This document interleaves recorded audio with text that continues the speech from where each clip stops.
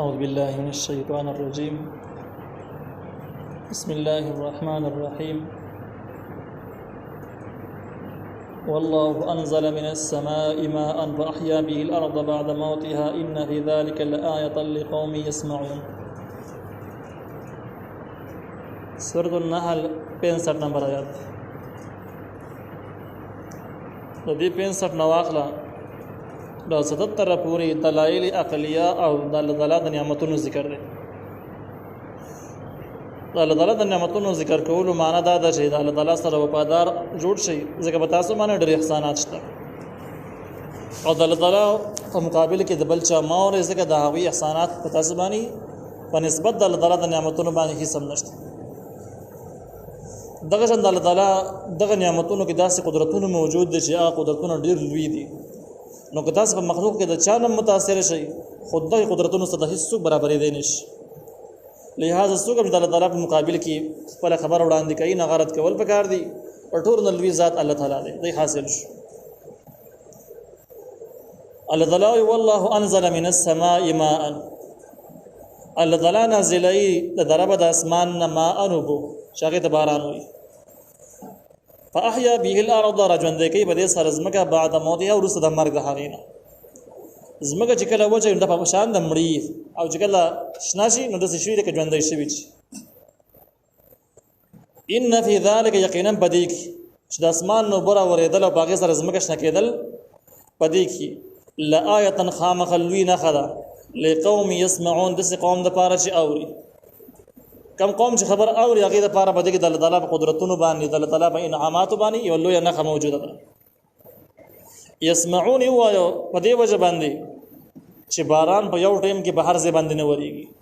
او نه بهر ځای کې بوټي راځرغونیږي، لیکن سړی چې کله واوري خبر چې پانګه کې باران شوی دی او پلانګه کې داسې پیداوار کیږي بس دومره کافی ده. دا د الله تعالی په قدرتونو باندې مستقل دلیل دی. وان لکم فی الانعام لعبرة، او یقینا تاسو د پاره بسارو کې هم لوی عبرت دی چې د الله تعالی وحدانیت او د الله تعالی احسانات تاسو معلومول شي. څنګه عبرت ته تفسیر ادا دی. نسقيكم منسكو بتاسو باندې مما د حق سنا فی بطونه چې د بخیټو کې دي من بین فرث و دم لبنا خالصا سائغا للشاربین، پمنځ د غشیانو کې پمنځ د یینې کې د یینې د غشیانو پمنځ کې څه شی دی لبنن شودو خالصا پاک، هیڅ ملاوټ پکې نه پکې د یینې ملاوټي او نه پکې د غشیانو ملاوټي. سائغا للشاربین خطیر دن کې د بار د سکون کې کم څوک اس کې هغه نو په اسانه باندې تیرول شي. سائغ په اسانه تیرول ته هم ویل کېږي او دغه شان کې ذائقه دار ته هم ویل شي. یا دار چې ذائقه دار دي د بار د سکون کو، یا دار په اسانه تیردون کې دي د بار د سکون کو. نو دا شودو د نعمت ذکر چې یو ساروی دی هغه ساروی کې دنه د خوشیانو اندازې یو طرف ته ده اینه بل طرف ته کې دغه په منځ کې شودو تیار شي او دومره خالص راوځي بیا چې باغ کې د خوشیانو او د یعنی اسمه ملاوت پکې نه. په دې کې د علی رضی الله عنه د عبد الله ابن عباس رضی الله عنه قول دا دی چې دا ساروی چې کم غیا وخوري د نو دغه غیا لاندې لاړ شي لري ته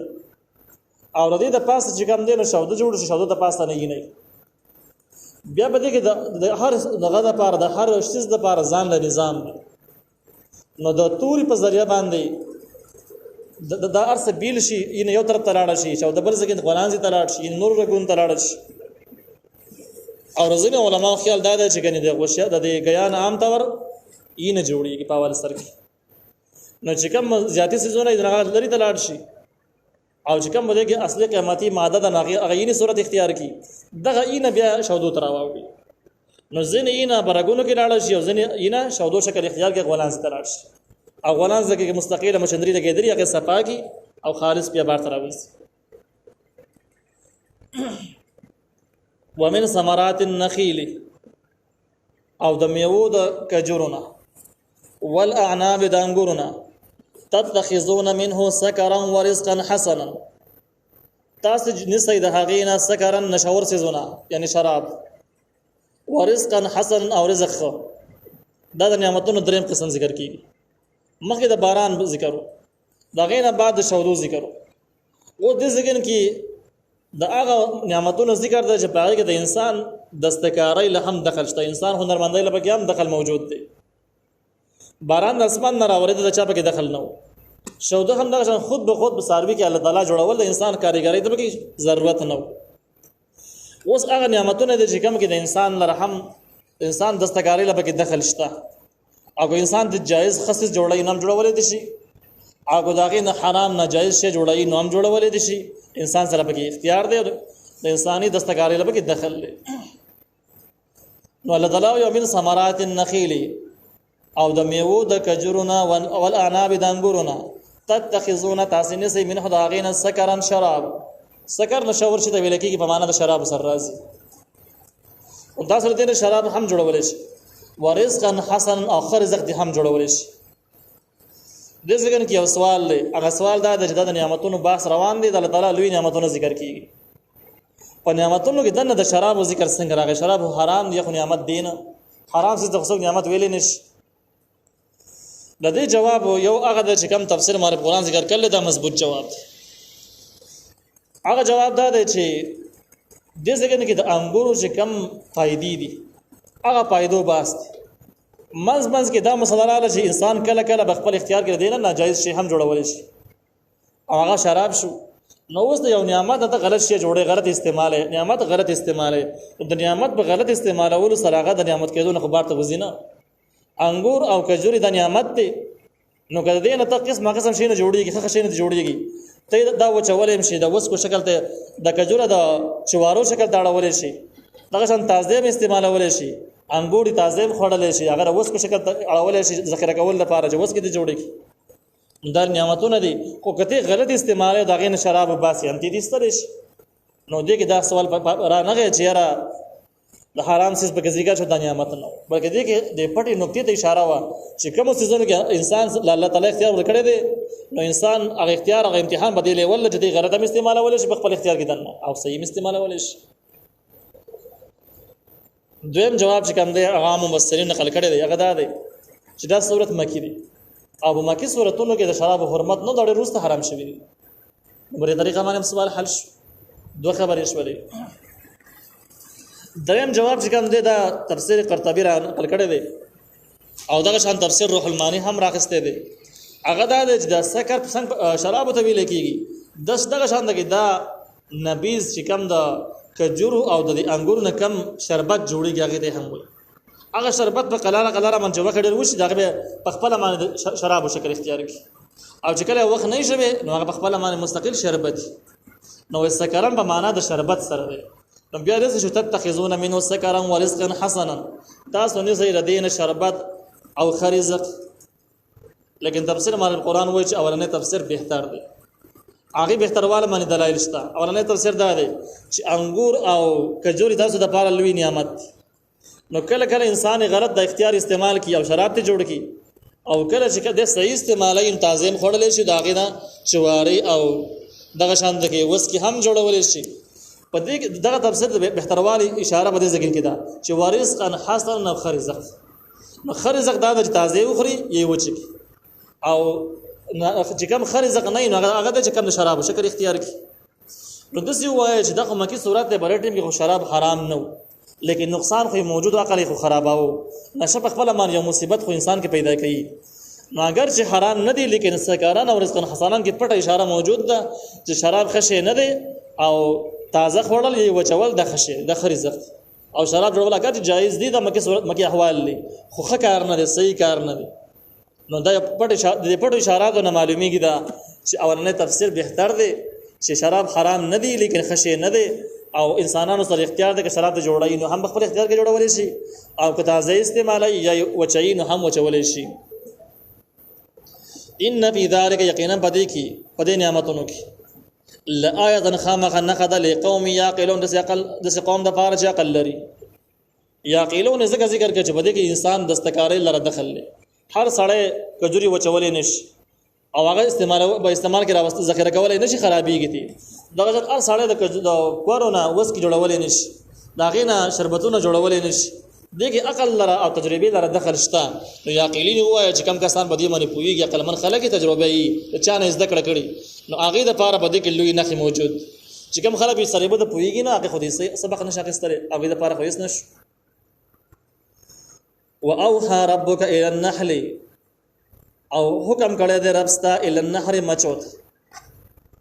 دا سورۃ النحل مچې ته او په دې سورۃ کې د مچې باس موږ روان دي نو هغه وجه معنی د دې وی واقع په وجه باندې غون سورۃ نوم سورۃ النحل شو نحل د بګین مچوته وي واوحى او حکم کړی دی وحي پر ډیرو مانو سر راځي وحي په معنا د وسوسې راځي چې ان الشیاطین لیوحون بعضهم الى بعض شیطانان خپل ملګرو ته وسوسې اچي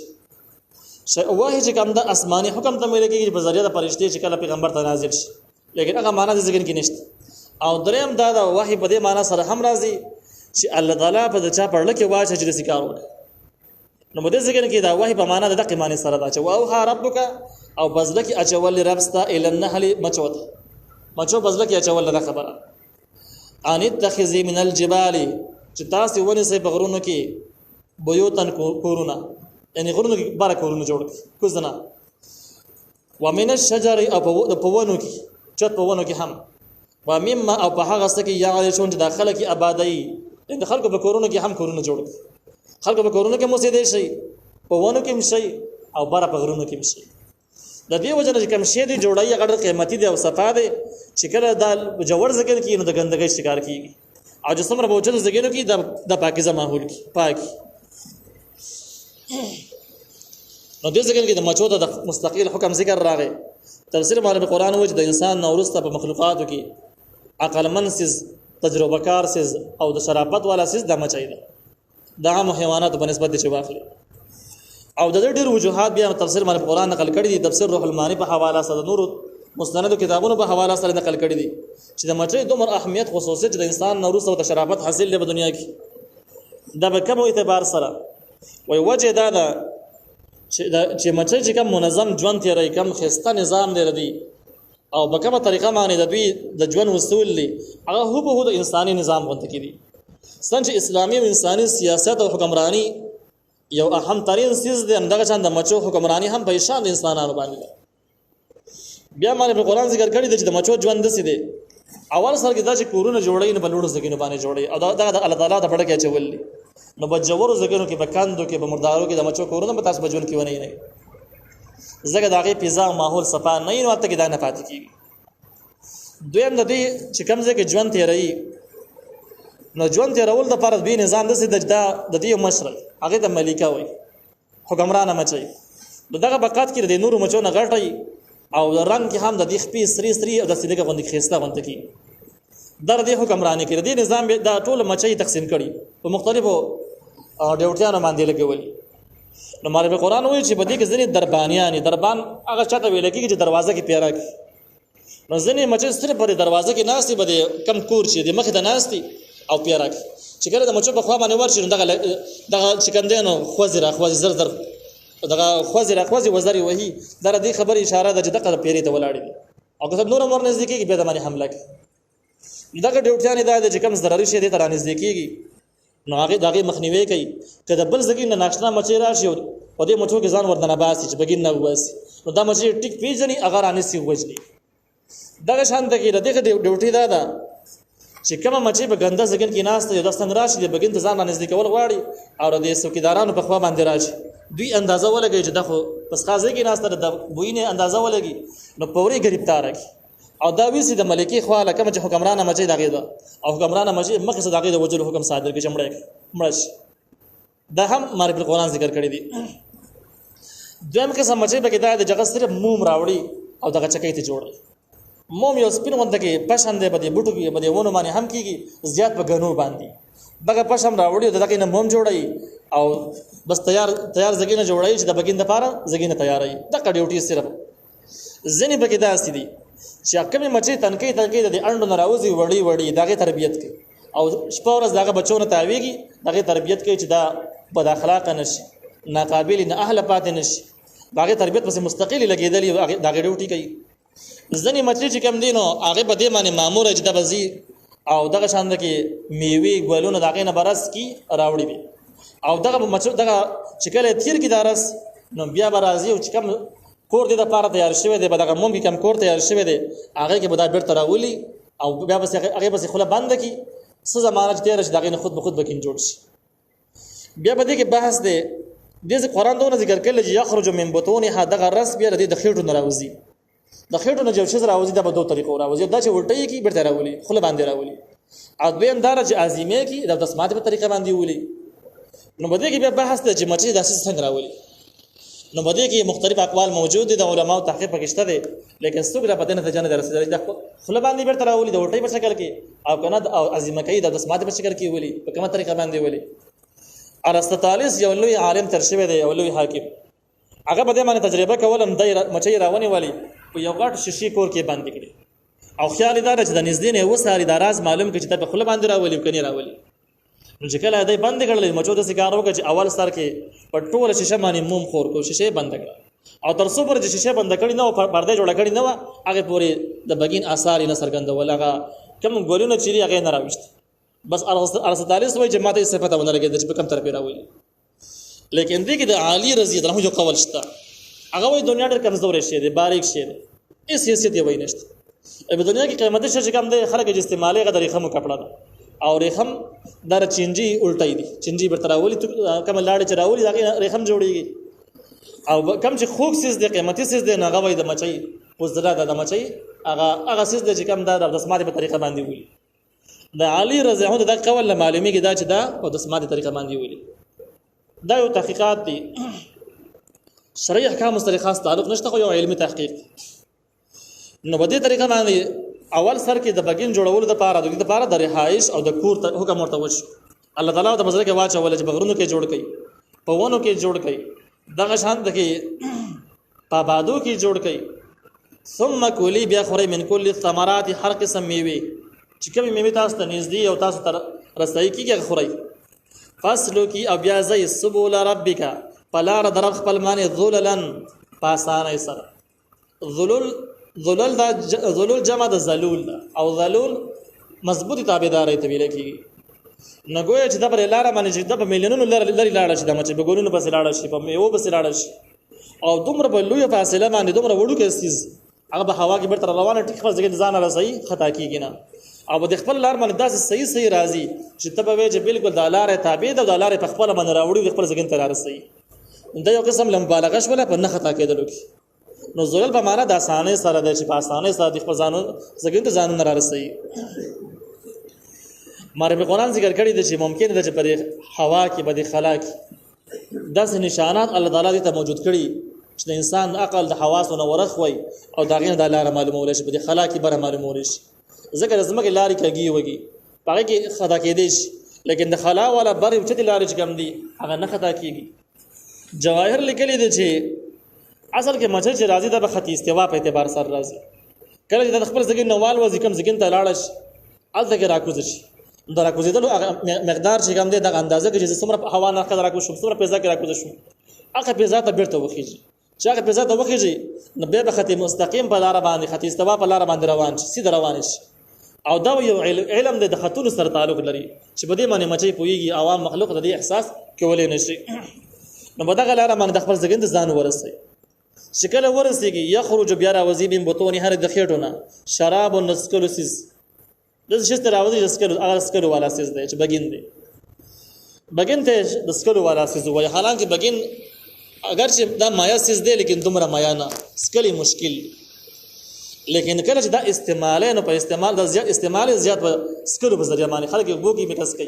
نور څه نه کیږي او دا به سکلو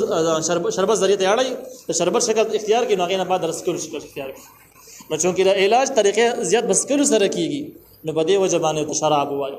اگر چې د خلک د سیم خوري د سکلو نه بغیر یې مخوري خړل کیږي او له روغ بګن چې کله تسکین اس کله کیږي نه دغه شان دغه په زخمونو خلک وري کوي په نکویم خلک وري کوي په دې کې د عبد الله ابن عمر رضی الله عنه اقوال مشهور دي چې هغه باندې باندې پوری کاو ټکی د بچاری ته بوس وګړي د څنګه ته باندې پوری کاو ټکیږي ته نکي سره څه تعلق لري دا شراب نسکلو سیز دي هغه ویل نه فيه شفاء بدی کې علاج دي او علاج عام د په کومه طریقه باندې کې کته پوری کې هر طریقه چې کینو د علاج شکل اختیاري لیکن دې دا خبر یا ساده چې د بیمارو د لپاره علاج دی لیکن د استعمالي خپل علم د خپل طریقه ده هغه باندې مستقل کتابونه موجود دي طب کتابونه شته دي طب اکبر داسې نور کتابونه هغه طریقه معلومول شي لیکن دومره دغه خلاصه دا ده چې کله ته د بلغم د لپاره استعمالي نو بده کې د سشي ملاوهلو ته ضرورت نشته د استعمالول شي او چې کله نور بیمارو کې استعمال نو بیا باغې کې کله به وګمې کس کې کله به یو شي کله بل شي د وګ مقدار کله زیات کله کم مختلفو طریقو باندې استعمالول شي او بیا به اخیرانه خبره ده چې علاج دی خو ډیر بیماری داسې د دغه لپاره به علاج نم دی اګه نقصان هم کوي اګه پالج دی که ګزن سره مرز دی بری مرزونه کې یو دی چې هغه کې نقصان کوي چې اپریشن کړي باغې کې نقصان کوي نو بده کې د اکثري مرزونو علاج دی لیکن امر علم طب نه معلومه چې د کوم څه لپاره فائدمند دی د کوم څه لپاره فائدمند نه دی الله تعالی وايي مختلف الوانه مختلف رنگونه ده دي د موسم په اعتبار سره او د ګلونو په اعتبار سره رنگ بدلای بس په کوم ځګونو کې چې کوم ګلونه هغه شان دي ګراني نو بدی لغو کې د اړ بګین چې کوم هغه تقریبا سوري او د منی هغه سپینی د موسم او د ګلونو په اعتبار سره د شکل بدليږي الله وايي فيه شفاء للناس پدې کې علاج د خلق ان فی ذلک یقینا بدی کې لآیات خامخ نخیر لقوم د قوم د پاره یتفکرون چې هغه فکر وکړي سوچ دې حالات د فکر وکړي چې یو زهريله مچای چې زهر نه ډکه ده هغه څنګه چې زونه راغونډي او څنګه د ژوند نظام دی او دغه نه څنګه قیمتي څه جوړیږي دغه د خېټه نه راوځي لیکن بیا په کې زهر نه د هر شي د لپاره علاج دی دغه څنګه د نه مخکې د شودو باستیر شو دغه نه مخکې د باران باستیر شو دا ټول خبره چې راجمه کین په دې خبره باندې رسیږي چې دا یو لوی قادر مطلق ذات نظام دی چلایي او د انسان په دې کې دخل نشته دی او د الله تعالی یو لوی قدرتونو د لوی احسانات باندې چې انسان باندې د احسانات کړی دي دغه ښکار ثبوتونه او نمونه دي